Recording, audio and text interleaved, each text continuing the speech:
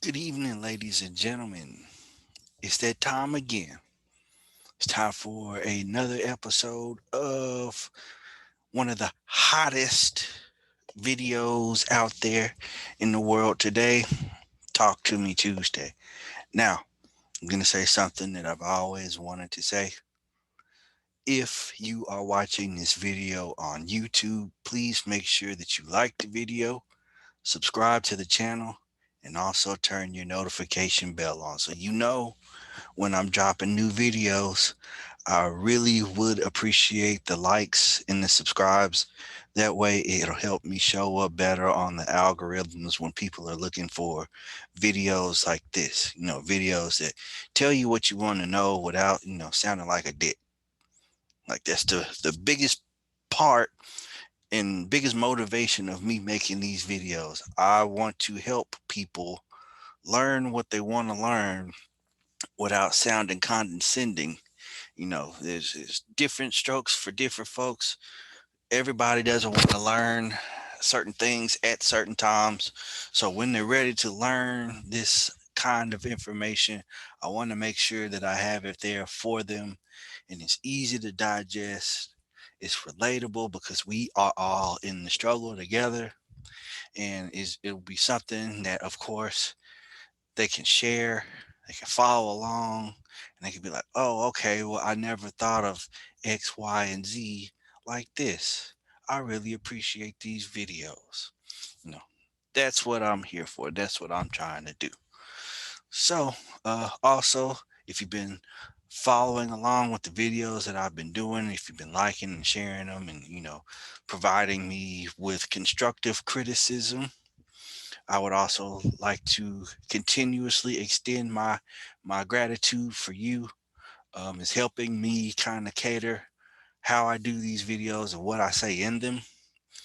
That way, I can make sure that everything is pretty much relevant to the topic at hand. So let's just jump right on into it. So, as I've established in the past, of course, okay, I help people get their credit together. These We are not cash flow millionaires or anything like that. So chances are we're going to have to use our credit in order to finance something or to do whatever it is that our goal is at that point in time.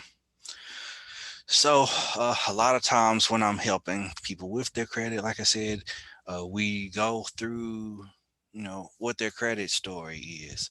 Like, what do you know for a fact that you have on your credit? Do you have credit cards or like what's going on with you? A lot of times people will say, well, I have some items on my credit already. I got a car, I got a or whatever, some charge offs, whatever. But there are times where I am able to have clients where they basically don't have any kind of history as far as their credit is concerned. As far as finances are concerned, these people are brand spanking new to the world of credit. So a lot of people will ask me, well, hey, I'm trying to get my credit going. And apparently, I don't have any. What do I need to do? So, my suggestion would be for them to immediately tap into the 65% of your credit score that you can control from month to month, and that would include getting a credit card. Now, I am aware that credit card debt in this country is massive. Okay, but what I am going to suggest is that if you are in the market for a credit card or multiple credit cards, what I'm going to suggest that you do is you practice some kind of financial discipline, especially if you are starting out. Primarily because if you want a credit card and you don't have, just the credit history to just go out here and get, any kind of credit card that you want, you're going to more than likely start, at the basics.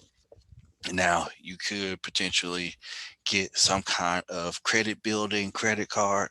It could be one of the credit cards that is a secured card, where basically you put your own money up first.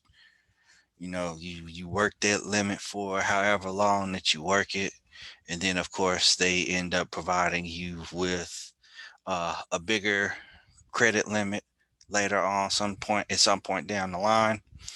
And then of course you work that limit uh, to perfection, of course, and then maybe they provide you with something else. And then at that point, of course, you'll have some kind of revolving credit. Hopefully, you have taken care of this card. You don't have any negatives or derogatory marks against you. And then, of course, you say, well, I want to move up to something else. I want to get maybe a city card, or I want to get an Amex, or you want to get something, or whatever. So just to go back, if you don't have any credit and you want to start at least getting in the game without having to go try to finance a car, which would be, I mean, if you don't need to go that way, it probably would be like the worst thing that you could do.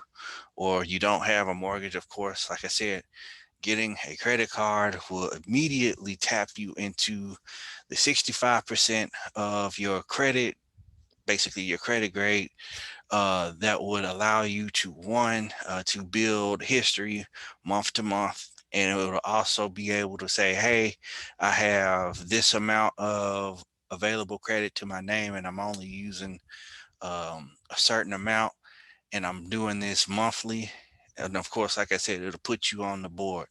Now, how do you find these cards? So, of course, I mean, I probably already know. Somebody's gonna see the title of this video and say, "Well, all I gotta do is go to Google. Like, it's not that hard to find a card." And you would be right. It is not hard to find a credit card. However, you want to do this in the smartest way possible, because people will tell you, just Google a company, or just put best credit cards to get in the search box, and then of course that's what you're gonna do. And then you're going to end up going to that company's website, or some kind of article from MSNBC or Nerd Wallet or something, and you're going to go through that list. And then what you're going to do is you're going to read that list and say, oh, okay, let me try going here, here, and here. And then you're going to go to that here, here, and here, and you're going to get denied all over the place. And then you're going to be mad at the article, because in a nutshell, they quote unquote told you to go there, and you didn't get any of what you were looking for. So, like I said earlier, I would suggest, if you don't have any credit, then you start off at least with some kind of basics, just to get your feet wet, and just for you to get used to navigating how to smartly use a credit card. And this is something that you can replicate from card to card to card, no matter what the limit is on that card. So, of course, like I said, you may want to start with a secured card where you put your own money up first. Or if you're able to find a credit card company that is unsecured, where you don't have to put your own money up, uh, then they may have their own line of credit building cards, which may not allow, which may not require that you put your own money up. Your research will find these cards for you. I'm not going to give you the companies or anything. Well, a lot of companies, at least. You're going to have to at least follow some of the basics that I'm giving you. Because, like I said, I'm not going to give you an exact company for all of the situations that I'm giving. So we've covered the secured cards. So you may be a person who is, of course, a veteran in the game as far as your credit is concerned, but you just want to add a couple of credit cards just to have them. So, of course, you would know that you don't want to add a lot of inquiries to your credit report. So then at that point, someone would ask me, "Hey, I want a credit card, but I don't want to add a lot of inquiries trying to find one. What do I need to do?" So then again, here is where the magic of search engines and articles are concerned.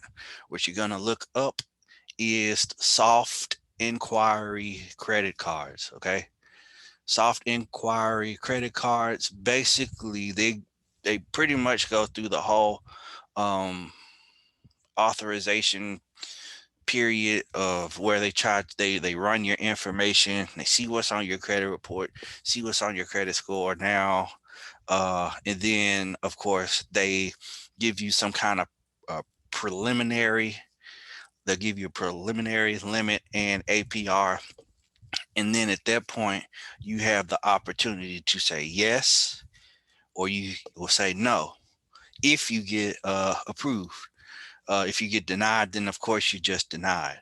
The best thing about soft inquiry credit cards is, like I said, if you get denied, this does not count as an inquiry on your credit report. So basically, it's just like you were, dipping your toe in the water, but you really just didn't get in there to swim. Uh, and and then if you are approved and you want to um, accept the terms that they give you, then of course you'll get the card and eventually that inquiry will turn into a hard inquiry, which is okay because you got the credit card that you want. The name of the game here is to be able to do this smartly without adding 5, 10, 15 inquiries to your credit report trying to find a credit card that suits you. Now, trust me, this kind of thing does happen. People end up with 30, 40 inquiries because they were kind of unaware of what they were doing, on top of, them getting denied everywhere that they tried because they just were really, aiming blindly at trying to get a credit card.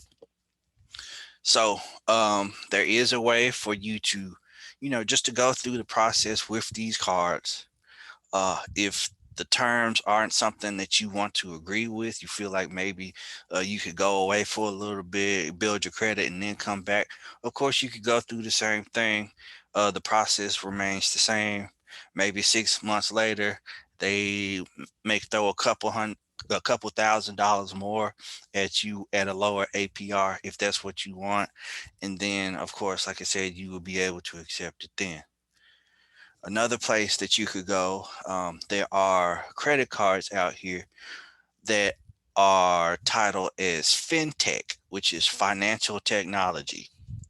So basically, these cards really aren't like backed by like a big name like Citibank or Bank of America or something like that. They may be like associated with like somebody like Goldman Sachs or something like that, but their name isn't actively on their card. It's a financial technology company. So you can also Google those too. One of the most popular ones right now is indeed the Apple Card. It is also a soft inquiry card. So basically, if you remember what I said, just to reiterate, you start to go through the process. If you like what you see, you can accept or deny. Uh, it becomes a hard inquiry once you accept the card and you start doing things on said card. Now, there's more financial technology companies out here that are quote unquote foregoing the bank, and they really aren't as stingy as these bigger card companies are, primarily because they're trying to be, anti credit cards or something like that. They're trying to, in a nutshell, change the game as far as you and obtaining a credit card in the easiest manner is concerned. So, just to recap, this video is going to be real quick and to the point.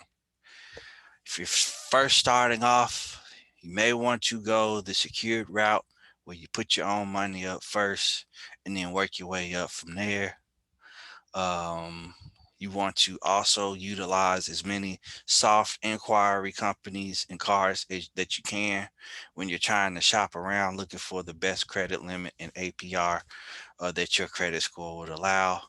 And you also might want to look into uh, financial tech, fintech. That's how it's going to be, listed pretty much all over the internet. It's fintech. So you want to try those three areas once you get to rocking and rolling. And then after that, you can basically break off into different sects as far as credit cards are concerned. And what I mean by that is you could get what travel rewards cards.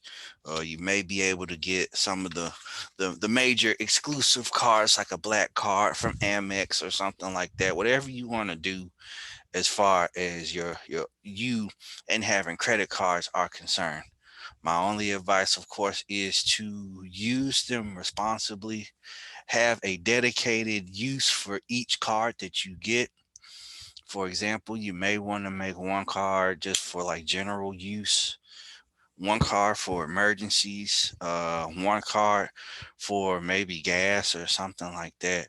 Like just whatever you want to designate that card's usage for, make sure you use it because you don't want to have cards and you not utilizing them because of course they'll either one cut some of your limit or they'll two just kick you off their books altogether, and that's not what you want.